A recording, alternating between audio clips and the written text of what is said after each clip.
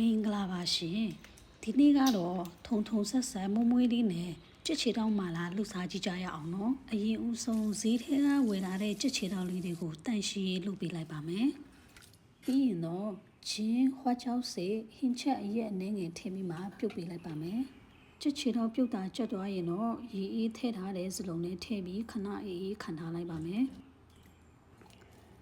ပြီးရင်တော့ငရုတ်တီးကြက်သွန်ဖြူလော်ပြီးမှထောင်းပေးလိုက်ပါမယ်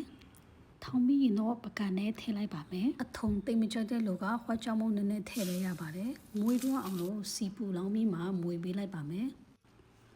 ပြီးရင်တော့မွေထားတဲ့ငရုတ်တီးနဲ့ဟင်းခက်အရသာမုံတွေထည့်ပြီးမှနတ်အောင်နေပေးလိုက်ပါမယ်